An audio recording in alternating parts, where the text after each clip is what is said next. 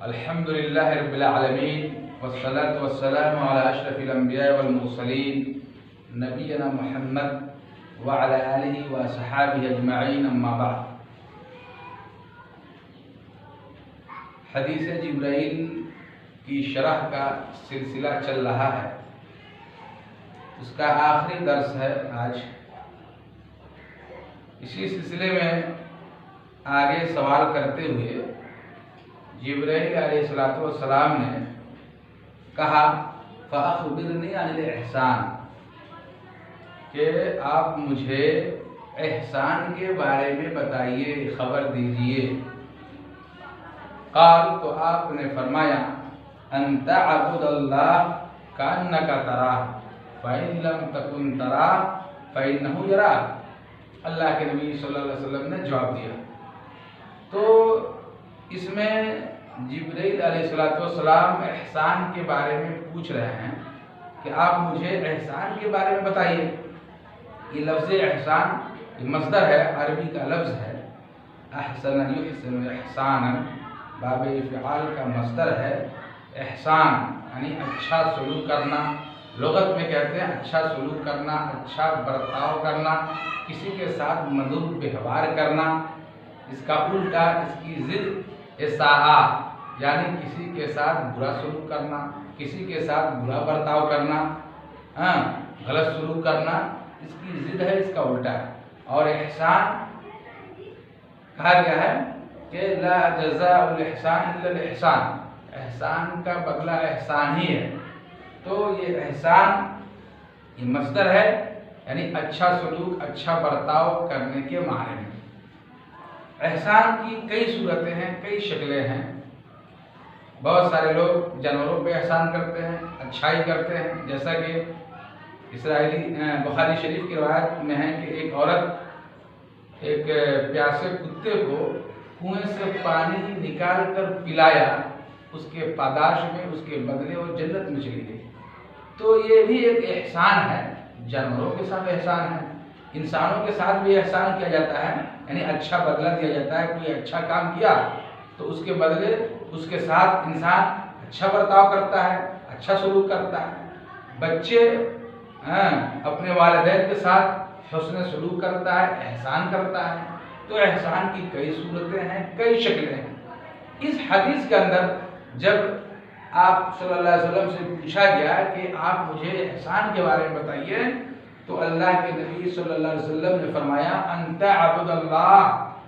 کأنک تراہ، کہ تم اللہ تعالیٰ کی اس طرح سے عبادت کرو گویا تم انہیں دیکھ رہے ہو۔ فإن لم تکن تراہ فإنہ یراک، اور اگر تم ان کو نہیں دیکھ رہے ہو تو کم از کم یہ تصور کرو، یہ ذہن میں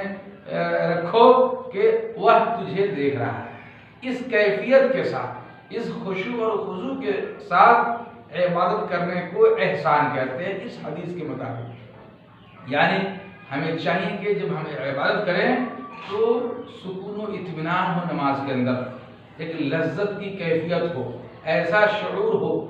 ایسا تصور ہو کہ ہم اللہ کو دیکھ رہے ہیں۔ اور اگر ہم اللہ کو نہیں دیکھ رہے ہیں تو کم از کم یہ تصور کریں کہ اللہ ہمیں دیکھ رہا ہے، اللہ کا مراقبہ ہے۔ جس طرح سے ایک شخص کا ذہن بالکل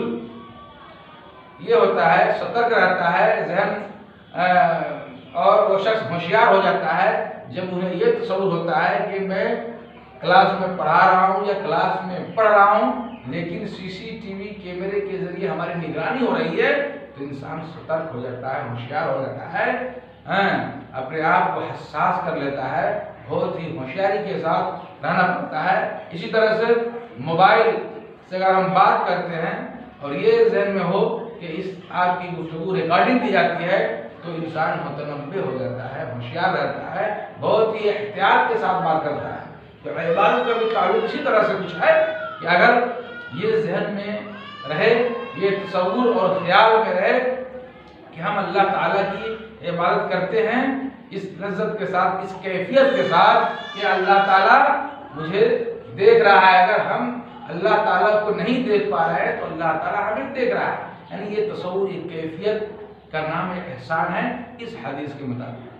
الگ بات ہے کہ بہت سارے لوگ اس کیفیت کو بھی غلط معنی اور مفہوم میں لے جاتے ہوئے غلط طریقے سے اللہ تعالیٰ کی اس احسان کو حاصل کرنا چاہتا ہے کہ یعنی جیسے تصوف صوفیہ حضرات، اس کے اندر سلوک ہے، مراقبہ ہے اور بہت سارے مراتب ہے، اس کی ایک الگ کیفیت ہے، آنکھ بند کر کے بیٹھنا یا آنکھ بند کر کے عبادت کرنا اور جھولنا، رقص کرنا، اس طرح سے جو ہے نا جھومنا اور اسی طرح موسیقی کے ساتھ جھومنا، اور اس سے پوچھا جائے تو کہتے ہیں کہ یہ مراقبے کی کیفیت ہے، یہ سلوک ہے، یہ ہمارا اسپیشل طریقہ ہے اللہ تعالیٰ تک پہنچنے کے لیے۔ تو غلط طریقے کے ذریعے اللہ تعالیٰ کے پاس پہنچنا چاہتا ہے، اور کبھی اللہ اللہ یا ہو اس طرح سے کچھ کیفیت بناتے ہوئے وجد کی کیفیت ان کے اوپر طاری ہو جاتی ہے اور ہلنے لگتے ہیں، رقص کرنے لگتے ہیں،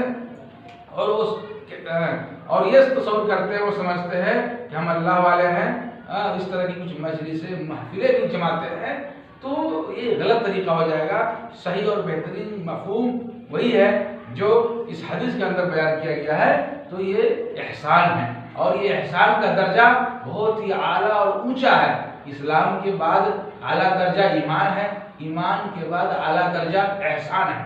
تو اس طرح سے ہم عبادت کریں گویا کہ اللہ ہمیں دیکھ رہا ہے، ہم اس طرح سے عبادت کریں کہ ہم اللہ کو دیکھ رہے ہیں۔ اگر ہم اللہ کو نہیں دیکھ رہے ہیں تو یہ تصور کریں کہ اللہ ہمیں دیکھ رہا ہے، اس کیفیت کا نام احسان ہے۔ اس کے بعد قال فاخبرنی عن الساعہ، جبرائیل امین نے کہا کہ آپ مجھے قیامت کے بارے میں بتائیے۔ الساعہ، ساعۃ معنی گھڑی کے بھی معنی میں ہے، ساعہ معنی وقت بھی آتا ہے، تو قیامت کی گھڑی، قیامت کا وقت کب آئے گا، اس کے بارے میں مجھے بتائیے۔ قیامت کے تعلق سے جیسا کہ پچھلے درس میں بتایا گیا کہ بہت سارے الفاظ استعمال ہوتے ہیں، کبھی آخرت، یوم الآخر، یوم البعث والنشور، مختلف الفاظ ہیں۔ تو جبرائیل امین نے نبی کریم صلی اللہ علیہ وسلم سے پوچھتے ہوئے سوال کا جو سلسلہ چل رہا ہے اس حدیث کے اندر، تو آپ صلی اللہ علیہ وسلم سے کہا کہ فاخبرنی عن الساعہ، کہ آپ مجھے قیامت کے بارے میں بتائیے۔ تو آپ نے کیا فرمایا؟ قال مل مسئول عنها بعالم من السائل، کہ مسئول سائل سے زیادہ جاننے والا نہیں ہے، یعنی زیادہ معلومات اور جانکاری نہیں رکھتا ہے۔ سائل یعنی جبرائیل امین سے آپ صلی اللہ علیہ وسلم کا اشارہ ہے، ان سے کہا کہ آپ بھی جانتے ہیں کہ اس سلسلے میں مجھے علم نہیں ہے، آپ مجھ سے کہیں زیادہ بہتر اس سلسلے میں جانتے ہیں، یہ مفہوم ہوا۔ تو اس حدیث کے اندر اللہ کے نبی صلی اللہ علیہ وسلم نے قیامت سے متعلق جب پوچھا گیا تو لا علمی کا اظہار کیا، اس لیے کہ قیامت کا علم کسی کو نہیں ہے۔ اللہ تعالیٰ نے کچھ علوم ایسے ہیں، کچھ امور ایسے ہیں جو جس کا تعلق غیب سے ہے، غیبی امور، غیبیات سے ہے، جس کا علم اللہ تعالیٰ نے نہ نبیوں کو دیا، نہ رسولوں کو دیا، نہ ولیوں کو دیا، نہ فرشتوں کو دیا، نہ بزرگوں کو دیا، نہ انسانوں کو دیا۔ یہ علم غیب، جیسے کہ مشہور علم غیب 5 ہے، جس کا تذکرہ قرآن میں بھی ہے کہ قیامت کب قائم ہوگی کسی کو نہیں پتا، ماں کے پیٹ میں کیا ہے، بچہ ہے یا بچی ہے کسی کو علم نہیں، بارش کب ہوگی کسی کو علم نہیں، ہم کب اور کہاں مریں گے کسی کو علم نہیں، ہم کل کیا کرنے والے ہیں، کل کیا کریں گے کسی کو علم نہیں۔ الگ بات ہے کہ بہت سارے لوگ اس سلسلے میں الٹی سیدھی خبریں پھیلاتے ہیں کہ اب پرلے ہوگا، اب دنیا دھوست ہو جائے گی، دنیا ختم ہو جائے گی، فنا ہو جائے گی، برباد ہو جائے گی، فلانے سال، فلانے وقت، فلانے مہینے بہت بڑی آواز آئے گی، بہت بڑا یہ ہوگا، بہت بڑا وہ ہوگا۔ بہت ساری جھوٹی خبریں آج کل سوشل میڈیا پہ لوگ پھیلاتے ہیں، اور جوتشی اور بھوشوانی کرنے والے کی باتوں کو نشر کرتے ہیں ٹی وی کے اندر، ریڈیو کے اندر، اخبارات کے اندر، انٹرنیٹ پہ، فیس بک پہ اور دیگر وسائل اعلام کے ذریعے جھوٹی خبریں پھیلاتے ہیں، لیکن قیامت کے متعلق واضح طور پہ قرآن حدیث کے اندر موجود ہے کہ اس کا علم صرف اور صرف اللہ تعالیٰ کو ہے کہ قیامت کب قائم ہوگی۔ اس کے بعد آپ سے پوچھا کہ ٹھیک ہے قیامت کے بارے میں نہیں تو فاخبرنی عن اماراتہا، آپ مجھے اس کی کچھ نشانیاں بتائیے، اس کی علامات بتائیے۔ امارات کا معنی علامات کے ہیں، امارات کا معنی علامات کے ہیں، تو کبھی امارات کا لفظ استعمال ہوا ہے حدیث کے اندر، کبھی اشرات کا لفظ استعمال ہوا ہے، کبھی علامات کا لفظ استعمال ہوا ہے۔ المہم اس حدیث کے اندر جبریل امین نے نبی کریم صلی اللہ علیہ وسلم سے پوچھا کہ آپ مجھے قیامت کی نشانیوں کے بارے میں، قیامت کی علامات کے بارے میں آپ مجھے بتائیے۔ تو آپ نے فرمایا قال ان تلد الامۃ ربتها، ایک نشانی یہ ہے کہ لونڈیا اپنے آقا کو، مالکن کو جنے گی، لونڈیا اپنے آقا کو جنے گی۔ تو اس کے بھی کئی مفہوم علماء کرام نے بیان کیا ہے۔ نمبر 1 کہ فتوحات کا سلسلہ جب وسیع ہو جائے گا، مختلف ممالک کو مسلمان فتح کرنے لگیں گے اور لونڈیا آئیں گی تو مالک کے زیر نگرانی رہے گی، ماتحتی میں رہے گی، مالک ان کے ساتھ ہم بستری کرے گا، ان کے ساتھ سوئے گا، تو ان سے جو اولاد پیدا ہوگی تو وہ بھی مالک بن جائے گا اس لونڈی کا، یعنی مالک کا بیٹا مالک، آقا کا بیٹا آقا بن جائے گا۔ تو ایک لونڈی ہو کر آقا کو جنے گی، مالک کو جنے گی، ایک مفہوم یہ ہے۔ دوسرا مفہوم یہ ہے کہ جو لونڈیوں سے جو بچے پیدا ہوں گے تو وہ یا کیا کہتے ہیں کہ پیدا جو ہوں گے وہ نافرمان قسم کی اولاد ہوگی، اپنے ماں باپ کی باتوں کو نہیں ماننے والی ہوگی، نافرمان ہوگی، یعنی وہ اس طرح سے سلوک اور برتاؤ اپنے اس لونڈی ماں کے ساتھ برتاؤ کرے گی، اولاد اس طرح سے برا سلوک کرے گی گویا وہ اس کا مالک ہے، اس کا آقا ہے۔ اور ایک مفہوم یہ بھی بیان کیا جاتا ہے کہ اجمی عورتیں، یعنی اجمیہ عورتیں، غیر عربیہ عورتیں عربی انسانوں کو جنم دیں گی، یعنی عجم عورتیں، اجمی عورتیں عربوں کو جنم دے گی، یعنی اس طرح کا ایک ماحول ہوگا کہ اجمیوں سے عربی لوگ شادی کریں گے، پھر ان سے جو بچے پیدا ہوں گے تو وہ عربی ہوگی، یعنی اعجمی عورتوں سے عربی کا پیدا ہونا، یہ بھی ایک مفہوم ہے۔ اس کے علاوہ اللہ کے نبی صلی اللہ علیہ وسلم نے فرمایا اور بھی نشانی کے بعد ترل حفاۃ العراۃ العالی رعاء الشاء یتطاولون فی البنیان، کہ آپ دیکھیں گے ننگے پیر والے، ننگے بدن والے، اسی طرح سے محتاج کو، فقیر کو، مساکین کو، رعاء الشاء بکریوں کے چرواہوں کو، اس طرح کے غریب اور نچلے قسم کے لوگوں کو آپ دیکھیں گے یتطاولون فی البنیان، کہ بڑی بڑی عمارتوں میں، بڑی بڑی بلڈنگوں میں، بڑے بڑے عمدہ گھروں میں رہیں گے اور فخر کریں گے۔ تو یہاں جو ننگے پیر والے، ننگے بدن والے، ننگے جسم والے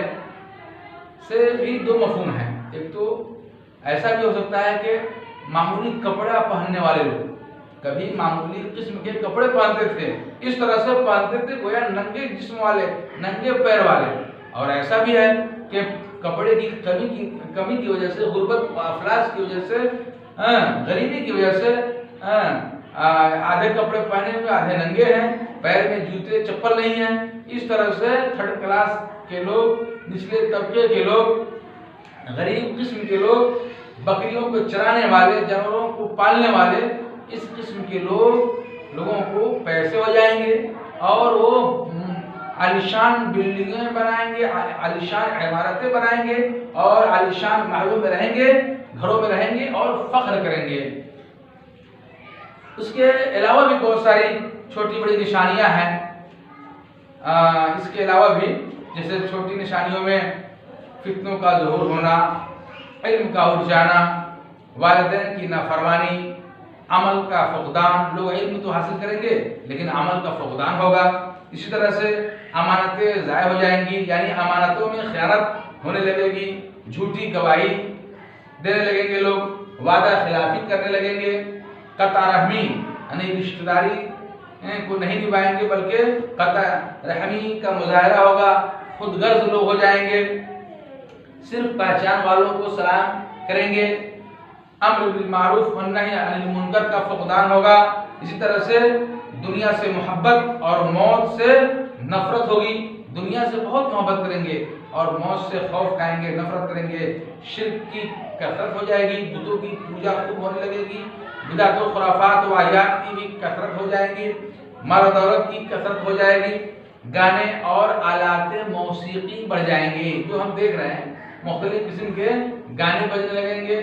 اور آلات موسیقی کی کثرت ہو جائے گی، اسی طرح بے حیائی اور زناکاری بڑھنے لگے گی، کثرت ہو جائے گی۔ تو یہ ہے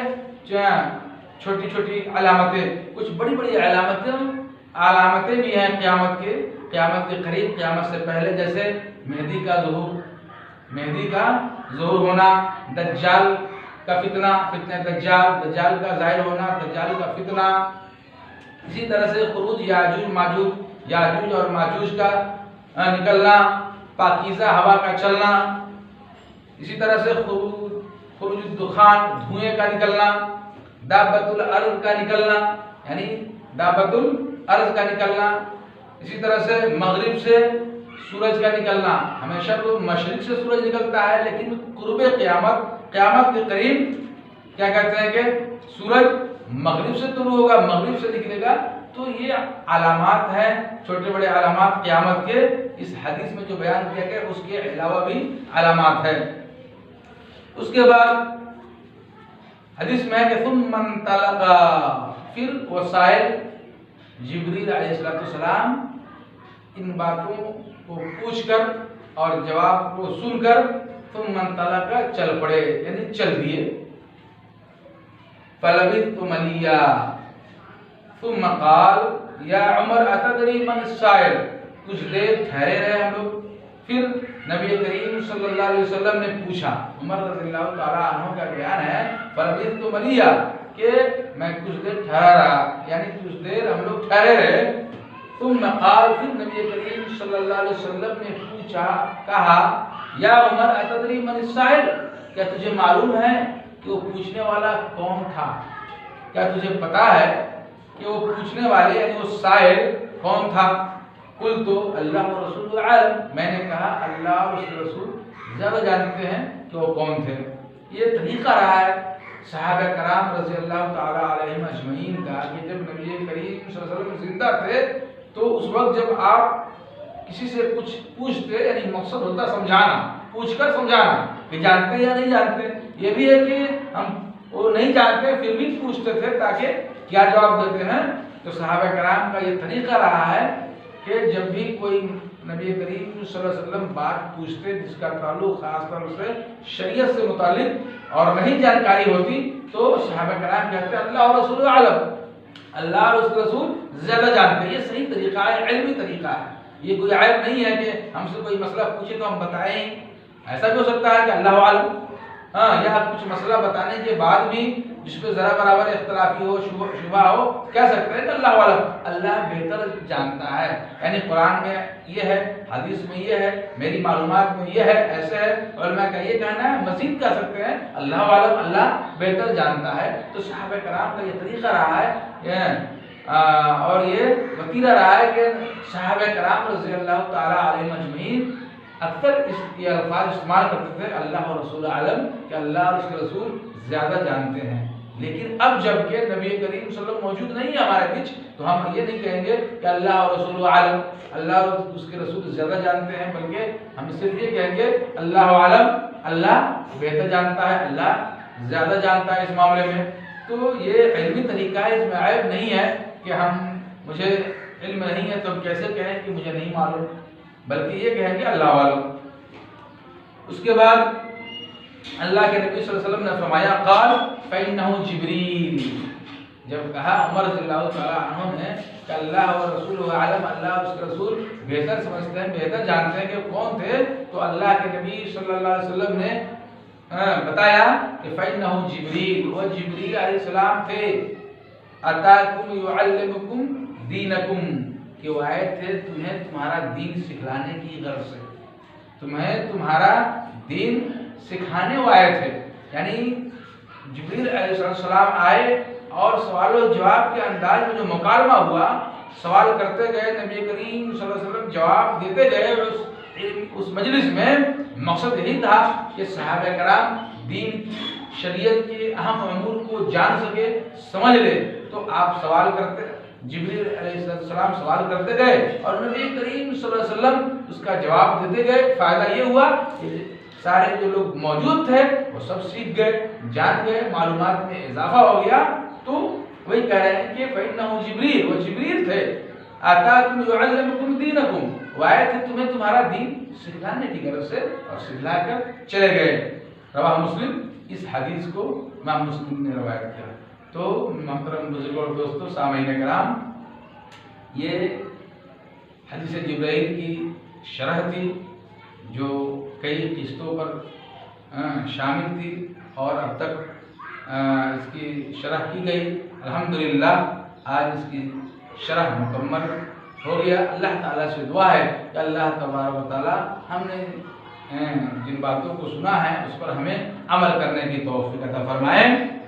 وآخر دعوانا الحمدللہ رب العالمین. اقول قولی ھذا استغفر اللہ لی ولکم ولسائر المسلمین. سبحان ربک رب العزة عما یصفون وسلام علی المرسلین والحمد للہ رب العالمین.